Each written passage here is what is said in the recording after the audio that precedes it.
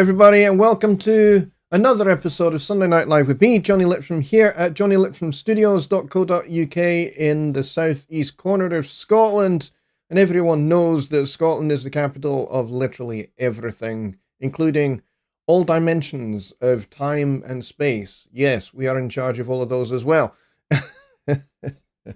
I probably should bring this very long-running joke to an end at some point, but I don't know. So I hope everybody is doing well. There are congratulations in order, I can see, to Craig on becoming a great uncle. Congratulations, my friend. That is terrific news. And I hope you very much enjoy being a great uncle and that you don't feel too terribly old by having the word great there. Congratulations, my friend. That's really great to hear. So this is a great way to start the show with some good news like that. So, oh, sorry. I have something that has just literally flown into my eyes. And I just had to get it out. There we go. Fixed. So let's start the show by seeing who is here. And it looks like, unless I'm very much mistaken, it was not the usual who is first in the door. It was actually Daryl. Congratulations, Daryl. You were first in the door. And that was at 4:30 this afternoon, my time. So well done to you. Followed by Chris Munrachner. Welcome back, Chris. I'm glad you're here again. And he does have a great question, which we will get to in just a few minutes. So stick around, Chris, and we'll get that answered for you. Because Ron's answer is actually relevant. It's definitely a part of the answer, for sure. And yes, I have talked about it before, but there is a specific way of renaming things if you want to retitle or rename a file in Studio One. And so long as you do it the right way and you don't try to do it using file management on your operating system, everything will be fine. Because actually Studio One does it all for you. So it's worth... We'll talk about it. We'll talk about it.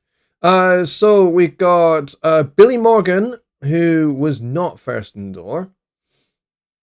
We got Ron, the key man here. We got Tony Stringer. We got Craig from the W5 family here as well. And yes, it has been a while, but I'm glad you're here, my friend.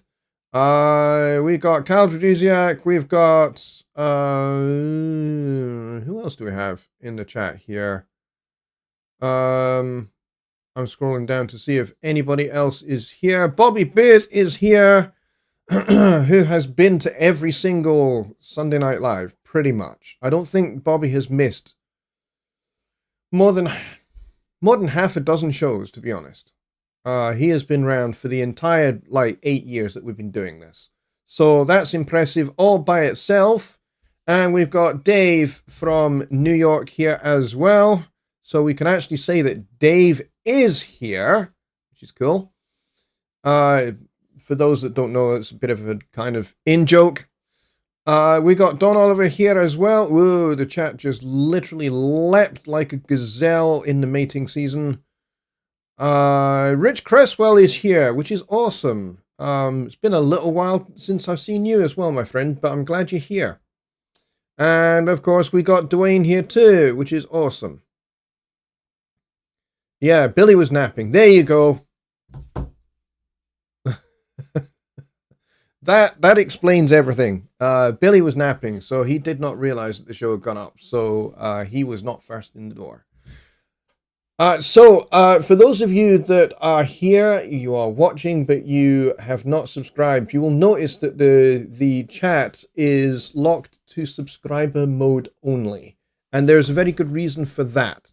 The reason for that is that for a while when it wasn't locked to subscriber mode only, let's just say we had some unsavory characters in the chat who said some very unpleasant things, and I had to ban a few people, and my moderators got very busy for a wee while, and I decided let's just make it subscriber mode only, so you have to be subscribed in order to be involved in the chat. So if you are watching and you are not subscribed, but you would like to ask me a question about Studio One, recording, mixing, mastering, and everything that revolves around those things, then please do hit the subscribe button and select the all notifications bell. That way you don't miss when the next show is, and you also don't miss all the other videos that I have coming up very, very soon. There's a whole bunch of videos that are waiting in the wings that I am steadily making my way through recording and editing them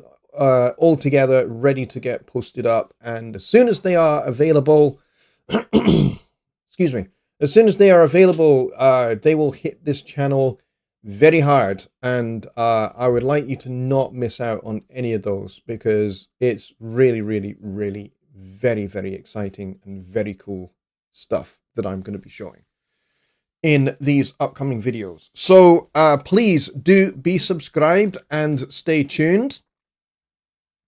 And as Rich Cresswell says, we are super welcoming. Ask your question and tag at Jonny Lipsham Studios so you can grab your question and deal with it live. Yes, absolutely. Thank you very much. Now, I did say in the chat there that Kyle had sent me a little gift through PayPal. If you would like to do the same, and you don't have to, there's no obligation, then you will find in the description box below this video screen, you'll see that there is a link to my PayPal there. You can go grab that, paste that into your browser tab, and if you would like to make a little generous gift, I would appreciate it, but you don't have to. There's no obligation. This channel is not monetized, so there's no super chats or memberships or anything like that. So that's why I've got the PayPal link there. So if you feel like you know, making a gift, if you like to, then that option is there for you to do so. But it's entirely up to you.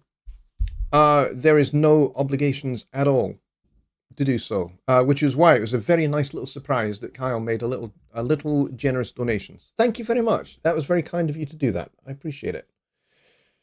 So let's start then with Chris Maragna's question. If I scroll back up to it so I can make sure that I read it properly. And he says, please explain how to rename audio files / songs to make them easier to find. Permanent but retrievable song storage on a separate drive. Song file versioning.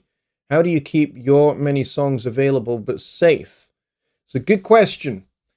And the answer really is the best way is to, if you decide that you want to archive a bunch of your songs, the best way to do that, and you want to put them on a nice, safe drive that is maybe not always connected to your computer, but you're going to have it packed away, and then if you need to have access to those songs, you can do. The thing to do is to go into your songs folder, the root songs folder, in your user data location. Okay, so in my case, on my D drive, which is my second drive in my computer, I have a folder that's just called songs. And inside that folder are all my individual song folders for each of the songs that I have done over the last 13, 14 years on Studio One. And because I've moved computers a few times, there are also nested songs folders as well. So because I've moved from different computer to different computer, that's kind of how I've done it. I basically just copied the songs folder and pasted it to a new drive and a new computer. So that's why I have songs as my root, and then I have another folder called songs, and then another folder called songs, and then another folder called songs. I've got like 3 or 4 of them. So basically my path is songs / songs / songs / songs / songs. I know what is in each one of those songs folders. Some of them go back to like 2013 from Studio One 2. So if I was to decide, okay, all of those really old songs from, you know, years ago, I don't necessarily need to be kicking around on my external drive and just taking up space that I could be using for new songs. Then what I need to do is find that the folders that I want to move, and let's say I plug in a new, brand spanking new external drive, and basically I create a new folder on that drive called songs, and then I basically just copy the folders that I want from the songs folder where it currently is. I just copy it and I paste it to the new location in my new drive. And then I've got those backed up. So now those exist in two separate places: my current drive, my new drive, my backup drive. And that's the easiest way to back things up. Bear in mind, however, if you are currently using those songs, or you have them referenced in the recent files tab, and you decide, okay, now that I've moved them from my current drive to my backup drive, I don't want them on my current drive anymore. So you delete those. What you'll find is when you try to open one of those songs using the recent files list, it will say can't find it. And the reason for that is because the recent files list is just a list of links that link to the path where that song is. So anytime you move a song from one place to another, the recent files list is going to be out of date. Those links are going to be broken. So when you try and open them from the recent files list, it'll say can't find the song because you've moved it. So the link on the recent files list no longer goes, basically where it goes to, there is no song anymore because you've moved it. So that link is now broken. How do you establish a new link in the recent files list? Well, the first thing you do is you delete the old link from the recent files list. You just remove it. And then you do, you can either do file open, or you can click on the open song button or open document button.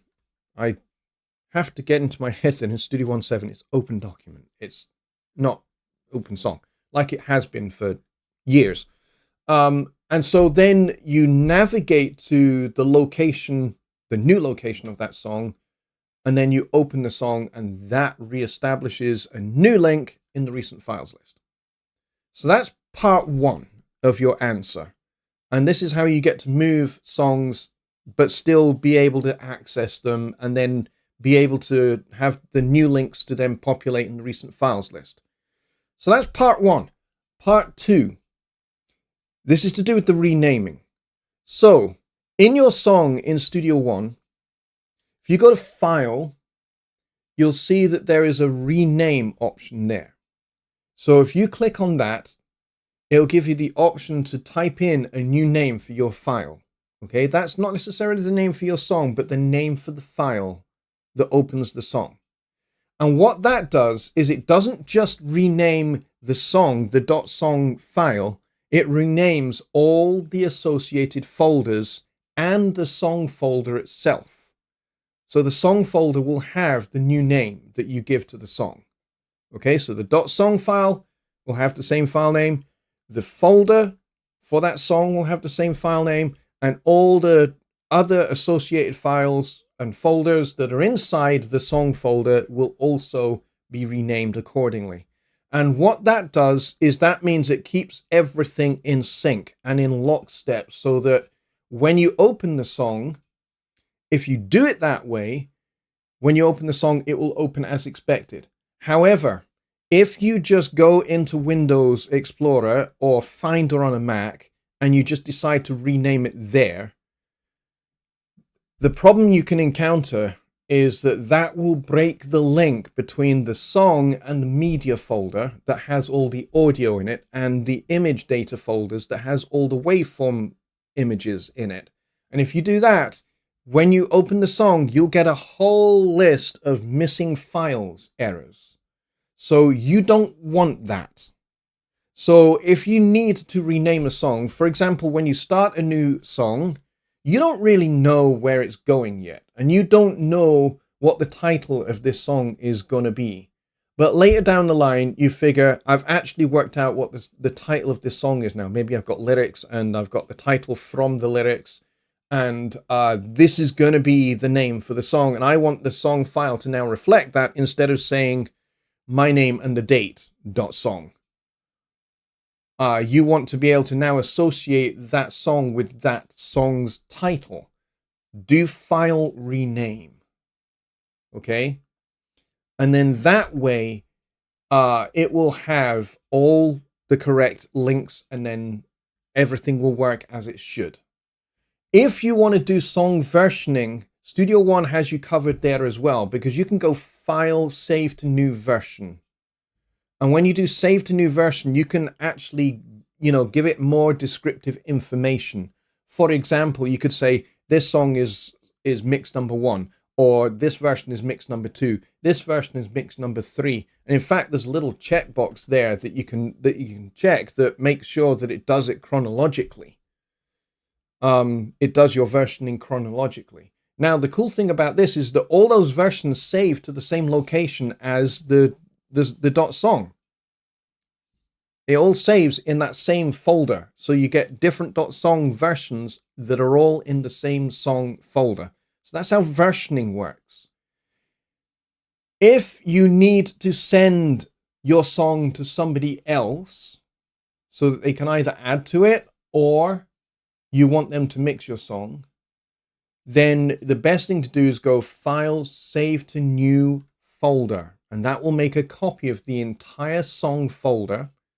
And then you can compress if you're on a Mac, or you can zip that up on a PC, and then you can send that, and then that will contain everything that is needed for running the song, including a copy of all of the media files, all of the images, all of the automation data, everything. It makes it it saves it to an entirely new folder, and it's nested inside the song folder as well. So when you zip it up, you can send it off, and whomever is receiving the file, they can open the song and everything will be exactly where it should be. So Studio One has everything covered for dealing with file management. Where you can get into trouble, and I have seen this a few times, and I've seen some interesting variations of this theme, but and I'm not suggesting for a minute, Chris, that you're doing this, but I know of people that do this. Yes, I said do. And yes, they do end up in doo-doo when they do it. So what I have seen, and the example I'm going to cite here, I'm not going to name the person, but the example I'm going to cite here is very interesting because they have done this over several years. So this is several years worth of songs. What they did was when they created a song, they created a folder that they called songs that they literally just put the .song file into. And then they created a new folder that they called audio, and they put all of the media folders inside that folder. They separated everything out. The problem for this guy is he was doing this over several years, and he was encountering missing files errors every time he was opening up the songs, and he didn't know why. So when he had missing file errors, he would have to go then hunt for where all those files are. He would rebuild the links, and then he would just go, okay, I've fixed that. And he would just carry on doing what he was doing. What he didn't realize was that every time he rebuilt those links were all scattered all over the place in multiple different folders. And it just kept getting messier and messier and messier. This guy, who I'm not going to name, is a professional. He's a professional mix engineer and producer. And as this mess kept on getting bigger and bigger and bigger and worse and worse and worse without him realizing it, it all came to a head when he was working with a client and he opened the client's song. Nothing was there. Literally nothing that they had spent months recording was there. It was just missing files errors. And then he started opening up other client other songs that he had worked on with this client. Every song had exactly the same problem. Because not only was he doing this where he's separating out everything into his own little file management system, but then he was like offloading things onto other drives. So he had his .song files on a completely other hard drive from his media folders. They're all on a completely other drive. And it all got really messy to the point where he couldn't figure out what was what, where things were, or anything. And he was working with this client and was in danger of looking like a complete. I will leave the descriptor to yourselves to fill in that blank, but that's what he was gonna look like. So he called on me to help because he didn't know how he was going to resolve this. I remoted into his computer and I saw what he was doing, and I said, you need to put all of these .song files and all of the media folders that go with them. You're going to have to figure out which media folder goes with which song and which folder for image data and automation data goes with which song, and you're going to have to rebuild those song folders. You're going to have to put everything all back together again into one song folder. Once you have done that, then when you open the song, you will still get the missing files errors because now you have broken your current file management system. So you've broken all of those links again, but this time you're going to link to one folder. And when you do that, all the songs will rebuild themselves. It's going to take some time for you to do because you've got several years worth of stuff to deal with. But I said, start with your current client's songs, and it will take you 3 or 4 hours probably to rebuild those songs that you're working with your client. But when your client comes in on their next session, everything will be sorted for them at least. And then you're going to have to book in some downtime for your studio so that you can then go and rebuild your back catalog. It's going to take you some time to do. I showed him how to do the first 2 songs of his that were his clients. I showed him how to do this when I was remoted into his computer. Showed him step by step what he needed to do, and we created a little Word document with all the steps in it that he just needed to follow, like a procedure, step by step for each one of these songs. So I did the first 2 for him and said, now you've seen how this needs to be done, and you see that it rebuilds your songs, and those songs are now fixed. You need to do the rest. But that'll at least get you started. You'll be able to get your client to sign off on those first couple of songs, and then you'll be good, and your reputation will not be destroyed. So what's the lesson here? The lesson here is don't try to reinvent the wheel with file management with Studio One. Studio One already has its own file management system that it knows and that it's designed to work with. Do that. Always use how Studio One does things because it's designed to work that way. It's when people decide, they want to do it their, unique way because that's the way their brain works and so on and so forth. It doesn't work like that. It'll never work like that. And that's not how computer programs work. Every piece of software has its own file management system, and you just have to go with what it tells you to do. So long story short, that's the best way to manage your songs. If you want to offload them, copy the root song folders. That way everything gets moved as one.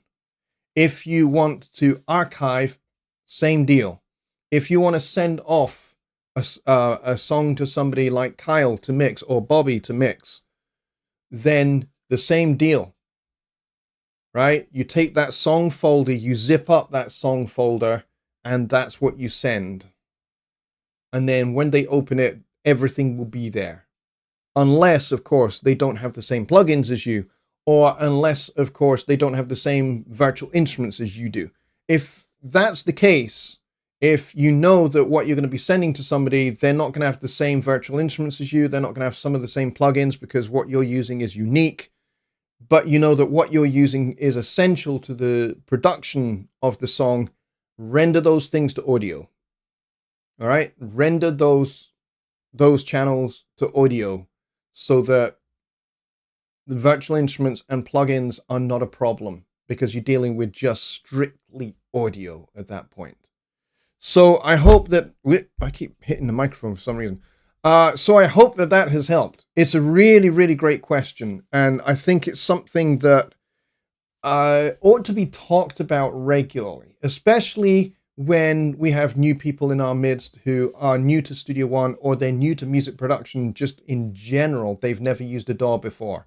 Then this is something I think that is going to be beneficial for them to learn how these things work, so they don't try to kind of reinvent the wheel and do things their own kind of idiosyncratic way is what I'm trying to say. It's been a long day. I've been awake since 5 o'clock this morning, and it's now midnight. So yeah, go easy on me. It's been a very long day, but it's been a good day. So yeah, great question, Chris. Super question. And I'm going to scroll down because you guys were chatting for a good wee while there, which is nice. I like it when you guys chat. I'm going to scroll back up. Okay, Chris says, that's it, thank you. Excellent. I'm glad that has helped. We got Mike from Peace Value Audio here, which is great. And he is pitching in to help talk to people, which is cool. We got Army here as well. Just Bob has dropped in, which is fantastic.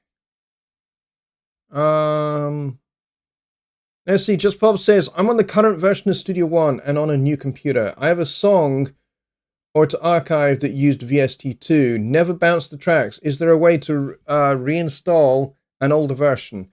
There is. If you have the older version in your account, you can do that. And providing that the older version of Studio One is compatible with the version of Windows you're using, then you can do that. That will be easy enough for you to do. And then you can go and you can bounce those. If you don't have those VST2 plugins anymore, let's say you've just removed them from your system, that might be a problem because basically Studio One references those plugins in their location. If it doesn't find those plugins, you might find that they're just not there. And so those tracks will just have, you'll get something similar to missing files, except it'll say missing devices. What it means by devices is it means plugins. But the reason why it says devices is because devices could be plugins, devices could be virtual instruments, or devices could be an external instrument like this guy here. So it just says devices, and you'll get a little list. And also you'll find that each one of the plugins in the mixer, they'll all be red because they're not there. Studio One is not able to find those. So if you don't have those VST2 plugins anymore, it doesn't matter whether you launch an old version of Studio One, those plugins will not be there and they won't appear in those songs anymore. So bear that in mind. But yes, if you have essentially, fundamentally, if you have an older version of Studio One, providing it works on your operating system, then you're good to go. Providing you still have that version of Studio One in your account and you've not given it away to somebody, then yes, you can do that. Let's see. Army says, does the pitch bend stick to the notes of the scale if you have a scale selected, or does it just glide chromatically? Generally speaking, pitch bend works the way of any keyboard. And any keyboard tends to have a particular limited range of a certain number of semitones. Those semitones are completely regardless of what scale or what key your song is in. So whether you're using Mixolydian scale, Locrian scale, or you're using one of the major modes like Locrian Sharp 2, or you're using Mixolydian Flat 5, doesn't matter what the scale is.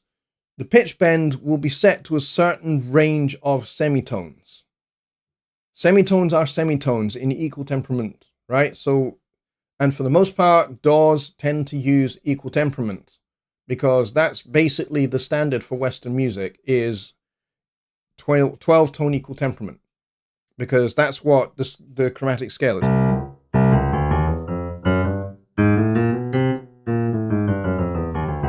Right? We have 12 equal semitones right across the keyboard from top to bottom. And that's what equal temperament is. So semitones are semitones, whether you're in a major key, a minor key, a harmonic minor key, Mixolydian mode, Superlocrian, whatever the scale is irrelevant. Whatever the key is irrelevant. A semitone is a semitone in equal temperament. So if you're using a different temperament, like, 15 tone just intonation, for example, most DAWs don't support that. There are a few that do. Studio One is not one of them. So if you're using Studio One, it is 12 tone equal temperament. So pitch bend sticks to semitones because that's what keyboards are designed to do. They are designed to have a range of a certain number of semitones. By default, most keyboards it's plus minus 2 semitones.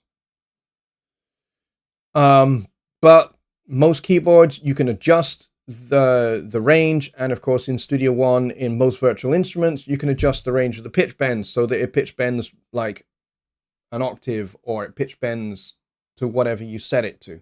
But the number of semitones is the number of semitones. It kind of does not matter what scale you're using.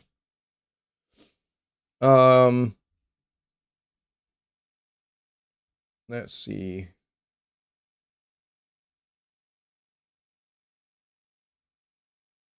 But yeah, that was a good question.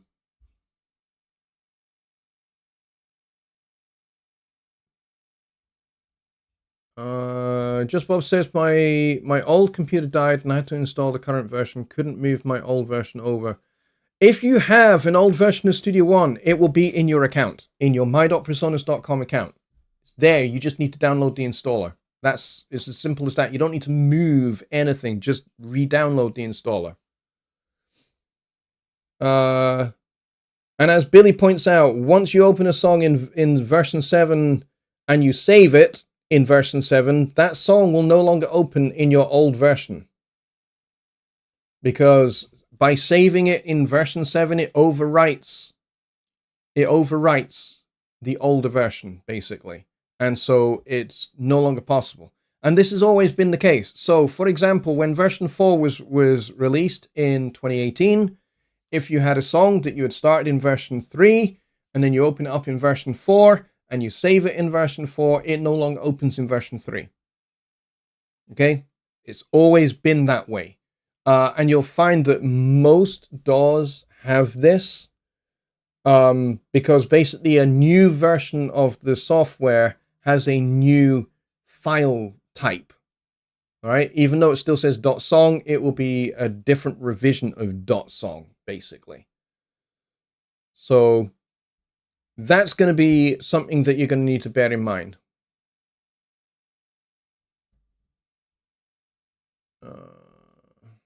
Yeah, Mike says you should be able to download the installer from your account on my.presonus.com. Yes. Yep.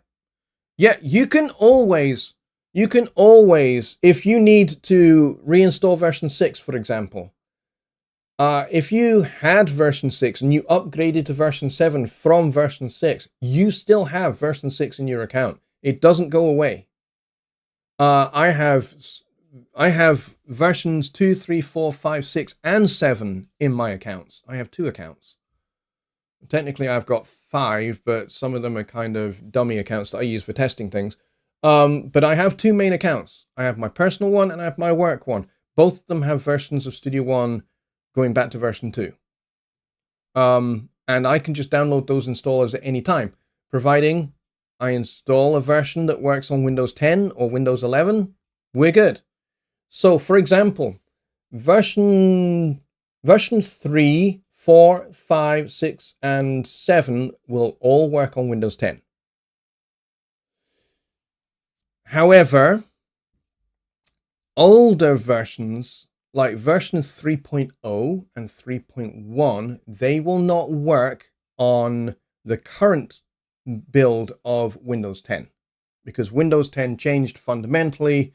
I'm trying to remember the build of Windows 10 where that happened.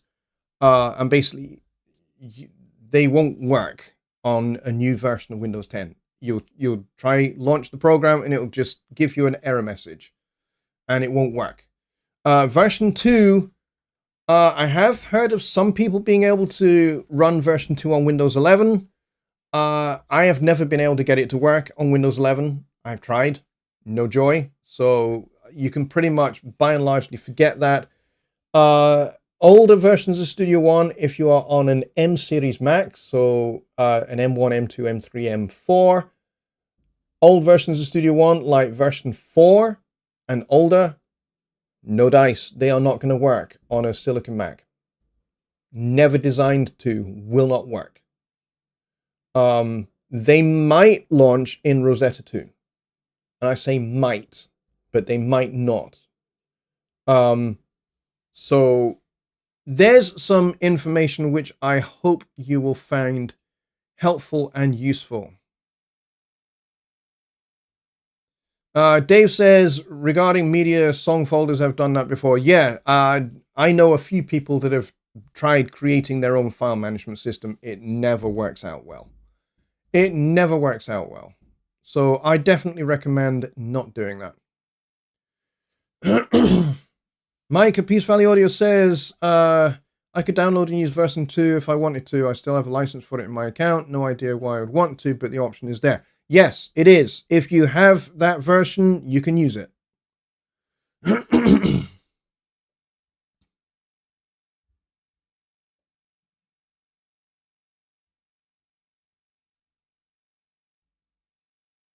Okay, I'm just reading through to see what's going on here. Chris says, can I ask a hardware question? Yes, you can. I may not be able to answer it, but you can certainly try.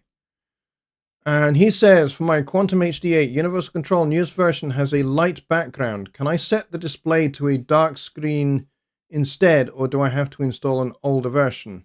That's a good question. Let me open up Universal Control because I have exactly the same hardware device. Is there a light mode or dark mode setting? In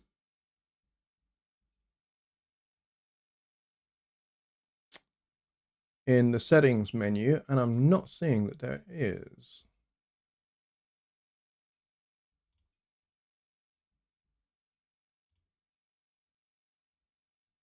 Huh, that's interesting. Yeah, I don't know. I did just go into the settings menu in Universal Control. Now, granted, I'm not on the current public release build, which is why I'm not showing my screen. And I can't see if there is anywhere where you can change the dark or light. Huh, that's a good question.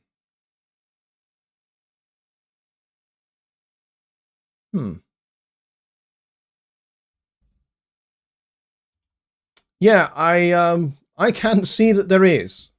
But you know what? I will ask one of our hardware guys tomorrow. Because like you, I don't think I'm seeing an option for it. Let's see. Is the one in the main settings here? Options, appearance. Ah, yes, there is. There is. In Universal Control. I found it, Chris. I have found it. So, in Universal Control, don't click on the Quantum HD, the Quantum HD8, because you'll not see it. If you go to the hamburger menu in Universal Control at the top left, and then if you click on settings and then options, and then click on the appearance tab, you'll see that there's an option for dark or light.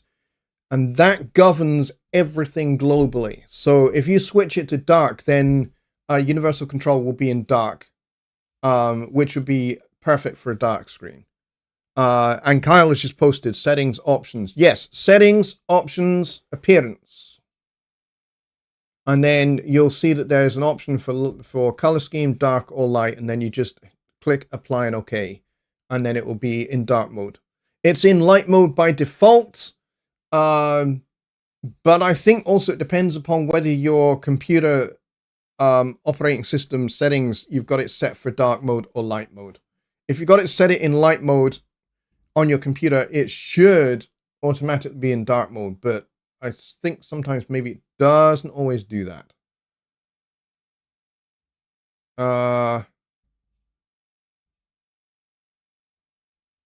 So there we go. That resolves that little issue. Good one. Yeah, I didn't actually know about that. So that's I've just learned something myself, that there is a way where you can turn it on or off. You can put dark or light. Dave says, I keep versions 4 to 7 on my desktop. If an old tune becomes of use, I'll just bring the files into version 7 and save as. Yes, do save as. Exactly. So if you need to resurrect a song from an old version of Studio One, then when you bring it into Studio One 7, do file save as or something like that, and then stick version 7 in brackets or something at the end of the file name. And then that will keep the two versions separate. So there will no longer be the overwrite if you do that. That's a good point. Army says, what is the point of the negative value on the room reverb, especially the time and pre-delay? What's the use case? The use case is, for example, if you don't want any pre-delay at all, you want basically the reverb to happen instantly. That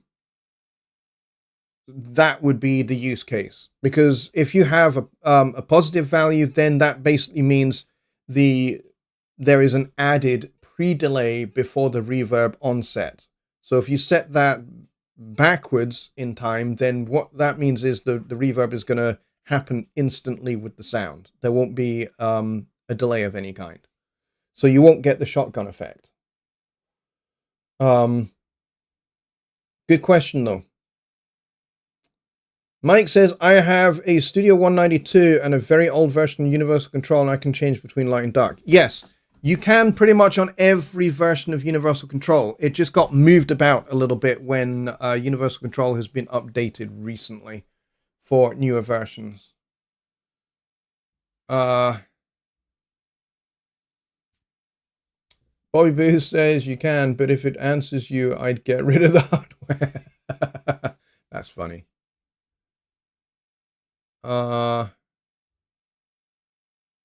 Okay, just Bob says, I have all my versions in my account. Good to know that resetting up the plugin might not yield the result I would like. I have 8 downloads left from the original 10 downloads provided by the company. Okay, well, yeah, you may want to just use one of them so that you can have that plugin in maybe its newer version, a version that will work in Studio One 7. Might be something to think about. Might be something to think about. All right, we have got, let's see, we've got 12 minutes left. You guys have been asking some absolute belting questions. Thank you very much, everybody, for your contributions and your questions. You guys are the best. No question about it. I love doing Sunday Night Live. I love doing Songwriting Simplified on Wednesdays as well. You guys are the best.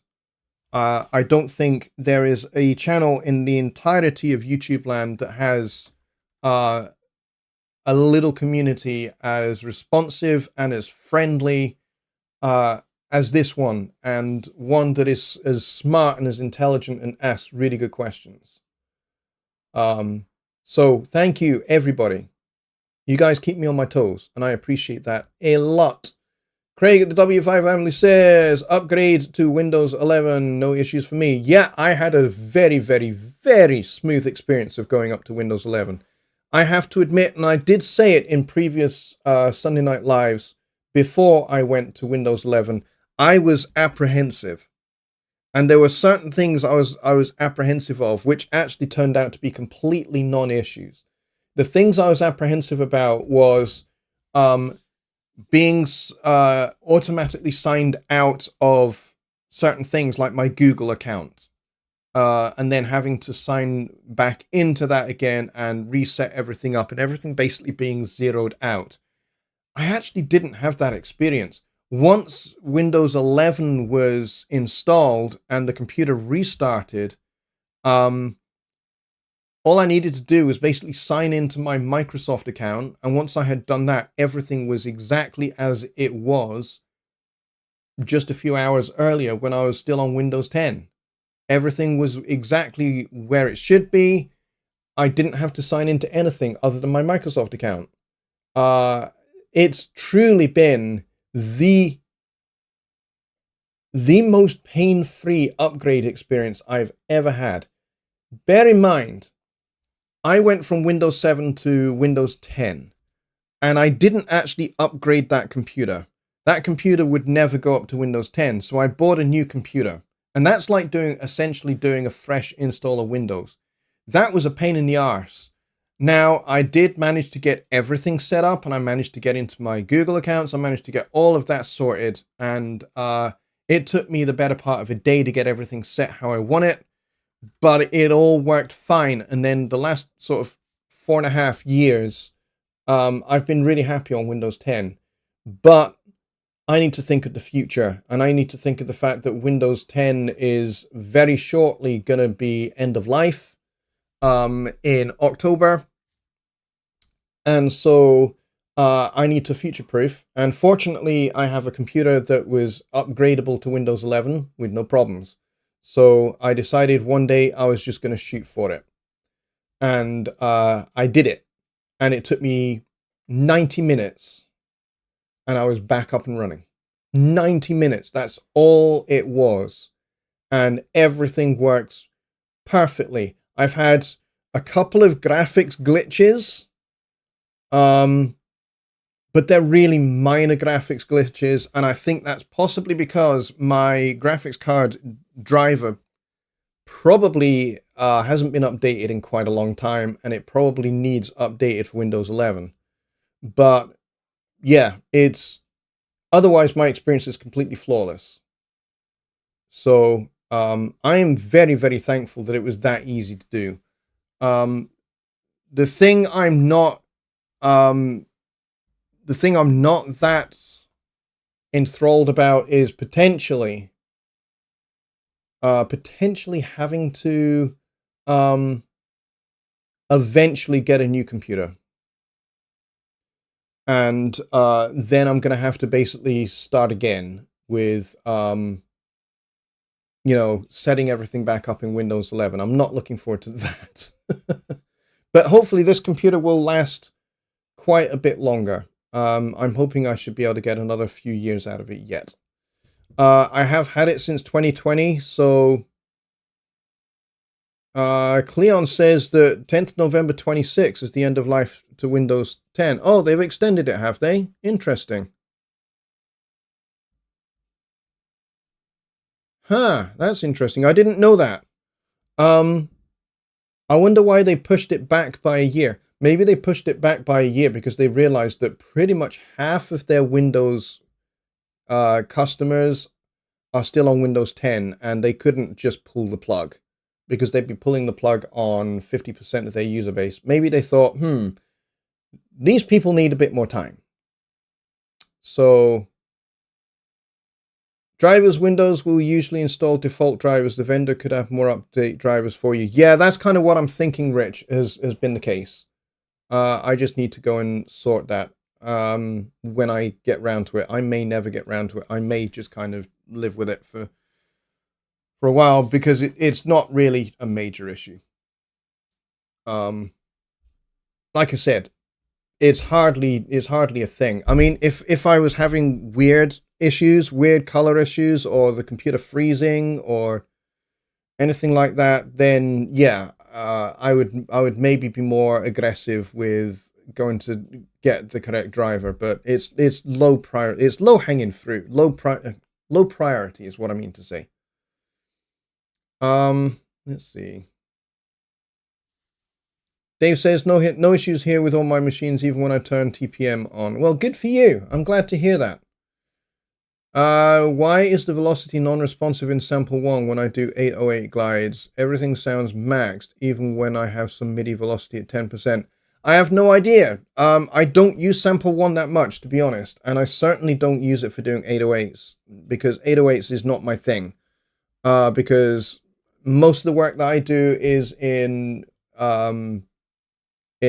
jazz and folk and acoustic music. I don't really do a whole lot with sample 1. I've used sample 1 for creating my own samples, but I've never actually used it for doing 808s because that's not my style. So I don't really know the answer to that question, unfortunately. Hopefully somebody else here in this community actually knows what 808 glides are, because I don't. And they may actually be able to help you a little bit better. Sorry about that, Cleon. It's just not an area that I know anything about. I don't know how to make 808 glides. I don't even know what an 808 glide is. I know it's probably something to do with EDM. That much I do know about, but I know what they sound like. I just don't know how you create them. So I wouldn't even know. And I'm happy to admit that I don't know. Sample 1 is still around. Yes, of course it is. It's yeah, it's an instrument in Studio One. It's been around for years. I think it was launched with 2.0, if I remember correctly. It didn't originally come with version 1. It definitely came with version 2. Trap and drill. Okay, the only thing I know about drills is, you know, the thing with the trigger, and you make a nice little hole in your wall and you accidentally go through a water pipe and then you get water spraying into your face, or you drill a little bit further down or further to the left and you hit an electrical cable and short out the electrics for the entire house. That kind of drill I know. And I know that you can certainly get into a trap with that kind of drill. But that's all I know about. Cleon, I'm really sorry, but yeah, that kind of music's not my bag at all. Sorry, RME. Yes, that kind of music's not my thing. Sorry about that. I'm mixing up names here as well. Dave says, I would guess Windows 10 is used in some big corporations. It probably still is, but I imagine that some corporations have kind of some extended life, some extended support deal that they have with Microsoft. Because I know that hospitals and healthcare trusts here in the UK, and I'm pretty sure over in the United States as well, are running much older versions of Windows, and Microsoft have a special support deal with them to make sure that those stay safe and secure. I don't know of a single healthcare trust in the UK that is running Windows 11. Most of them are actually still on Windows 7. Some have gone, like NHS Lothian, which is ours, only actually recently went up to Windows 10. So, yeah, I don't know. I would imagine that's part of it, maybe why they pushed it out a wee bit. Rich Cresswell says, you can recycle PC components and you should consider this. They contain extremely harmful chemicals. Yes. I don't intend binning my computer at all when it comes to its end of life. I have several computers that are in on shelves, actually, in the garage, or they're in my storage unit. And I have been known to make different computer components work with different computers. We did actually, I never finished it, but I did start building out of one of my old computers a media center where we could just actually, I could rip all of my DVD collection onto the hard drive of this computer, and we could just basically watch DVDs straight from the hard drive, using an old computer. I thought that was a good way to recycle an old computer. But like I said, I don't think I ever finished doing that. So that's going to be a project to go back to continue building that. Although actually, to be honest, that concept is kind of even of itself is a bit obsolete, because streaming services. Pretty much my entire DVD collection can be replaced with Disney Plus, with HBO, with Amazon Prime, with Netflix, and others. So, do I really need to continue building that old PC? Rich says, with a little software, you can turn your old PC into a server for your files for music and streaming, etc. That's a great idea. That is a great suggestion. Kyle says his local town has separate bins for PCs, monitors, and electronic parts. Yeah, we have that as well. We have a recycle center that has a separate part of their recycle center that is for computers. And then it has another section for electronics. So they basically have a separate section for computer electronics. And they're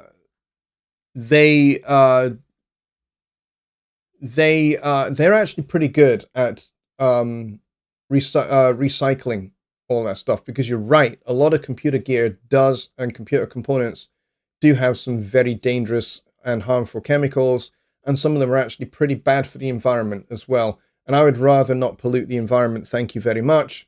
So knowing of an organization that can actually get rid of all of those chemicals is a good thing.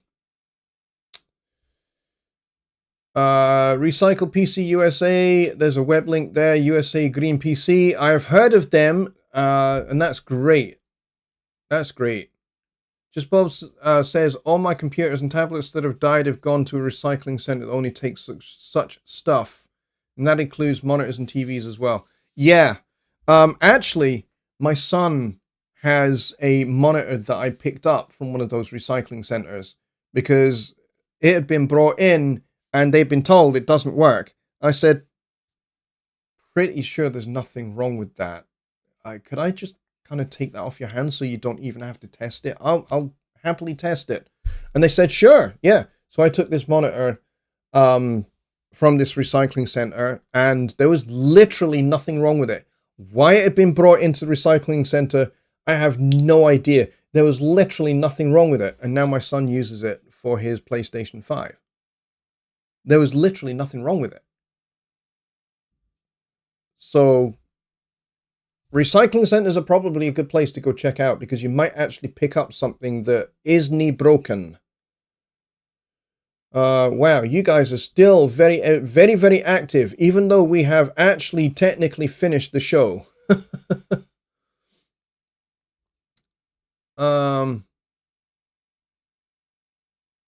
Let's see.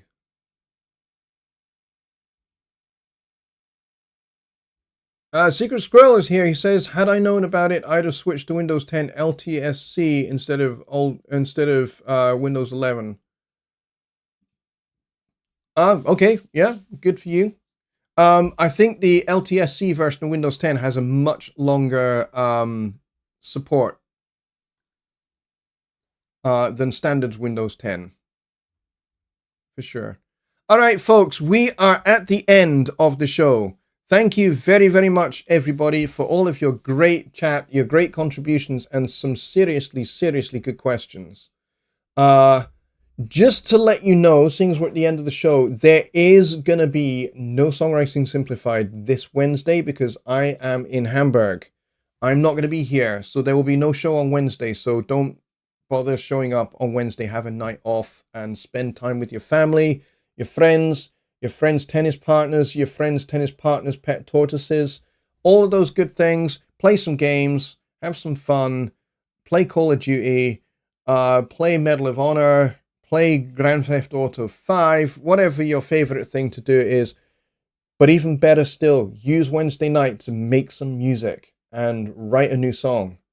And then tell me all about it next Wednesday. All right, so this coming Wednesday, no show because I am going to be in Hamburg. Over at the Persona Software office for a couple of days, and then I'll be back here in time for Sunday Night Live next Sunday. So I'm really looking forward to next Sunday's show. I hope you guys are too. Have yourselves a fantastic week, and I'll see you back here next Sunday. Take care, everybody. Thank you again for all of your great contributions and the great chat and the good questions. And thank you to Kyle for his very kind donation to me. I appreciate it. And Bobby Booth has also made one as well. Thank you very much, Bobby. I appreciate that too. You guys are great. You guys are the best.